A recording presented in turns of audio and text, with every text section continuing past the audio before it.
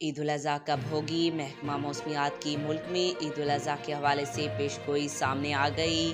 मुल्क भर में ईद उल अज़हा की तैयारियों का सिलसिला शुरू हो गया और मवेशी मंडियाँ सज गई हैं। महकमा मौसमियात ने मुल्क में जुल्हज का चांद 7 जून को नज़र आने की पेशगोई की है, जिसके तहत ईद उल अज़हा 17 जून बरोज़ पीर को होने का इम्कान है।